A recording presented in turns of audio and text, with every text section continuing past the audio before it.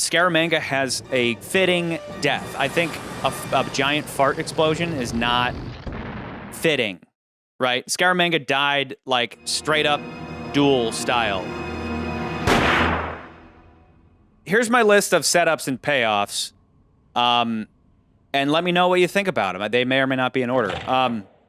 So we get a little touch of Scaramanga being cold to Miss Anders in the opening, setting up her betrayal or that there's trouble in paradise, like literal paradise, which she at one point does kind of indicate that he has sexual problems. Like he only has sex with her before a kill, which is interesting because it's like, again, if Bond and Scaramanga are like equal but opposites, Bond is always ready to go, right? The guy is, whether it's for king and country or for himself, he's always ready to go. Whereas like Scaramanga, even though like having a third nipple, you're supposed to be like have sexual prowess. There are cults where it is considered a sign of invulnerability and great sexual prowess. But he doesn't.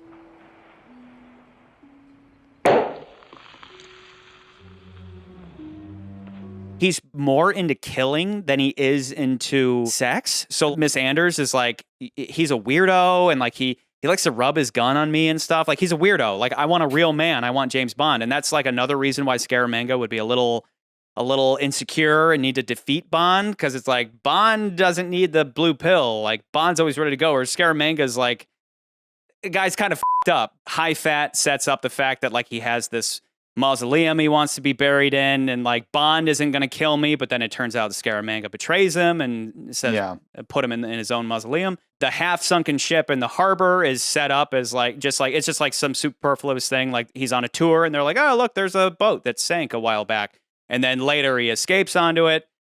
Yeah, that's of course of a real ship. I also want to add that they start having this trope of having MI6 field MI6 operations offices in these other places, and they're like always everywhere. Very bizarre. Like we have the submarine and You Only Live Twice. This time we have on this giant boat, and all of the walls are slightly slanted because the whole ship is slanted. That was cool. It was kind of an interesting creative take on that. Yeah, it's like where would you hide your secret operations? You know, and, like in the movie, it even says there's like this was a ship that crashed in '71. We just haven't done under anything mysterious with it. circumstances. Yeah, and it's just been sitting there, and now it's like it's there, and then they used it for the film. And it was actually one of the first things they shot in this movie. They filmed that sequence with a skeleton crew with like a James Bond double of him, you know, jumping off the boat and getting on. Getting off the boat.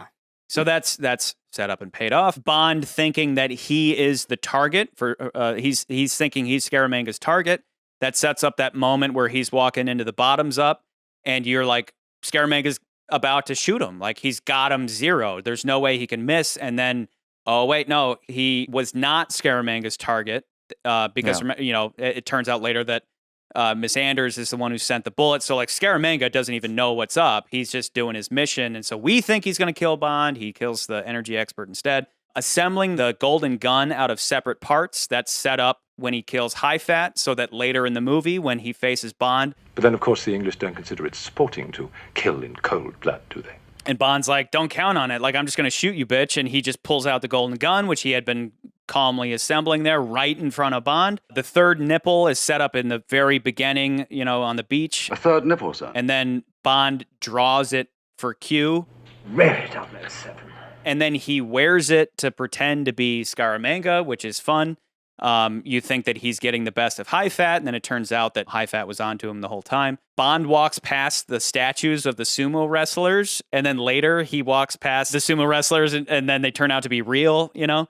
There's like a fun little switch on Bond. Scaramanga has a Chinese junk that he travels around with, so when that's there at the end of the movie so they can escape, that's been pre-established. And then the biggest setup and payoff of all is the showdown at the beginning of the movie, and then that's bookended with the end of the movie. Even the little micro setup and payoff of he shoots off statue Bond's fingers, so then at the end you see his hand and you're like, wait a second, wait, it's got fingers again. Wait, that's Bond. And then just when you realize that, that's when he turns and he just has that second on Scaramanga. That's Scaramanga's ego. That's him being that guy at the school who bowed all the way, assuming that Bond was going to bow too. He took for granted this thing that's always been there, and Bond took advantage of that to f him up. And that's all communicated in that look that Scaramanga's just like, oh my God. Like in that moment, it's almost like I would have loved if they would have tilted down and Scaramanga had a big old boner. You know, he has trouble getting it up, but Bond, right in that, like Bond, who he kind of has a man crush on,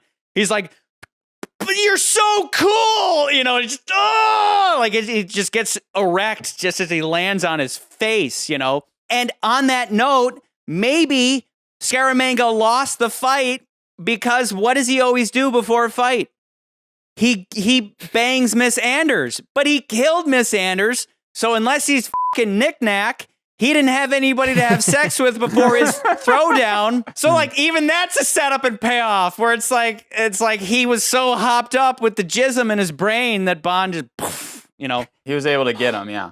Oh, so two things that, based off what you were saying, though, this is more discussion. The first one that I didn't think about, but I thought, like, the whole thing where you're saying with the shot the fingers, I never really thought about that.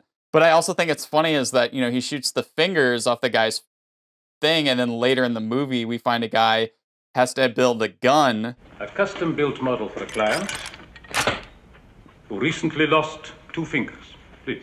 I don't know, that kind of ties into that a little bit. That's kind of interesting. I didn't think about that. Did this mannequin have a real and loaded gun? Well, honestly, I wouldn't put it past Scaramanga to have the statue actually be that authentic as to have an actual loaded gun. But as far as Bond is concerned, it's kind of implied that the last thing he does is go down and retrieve his gun before going back up and taking the place of the statue.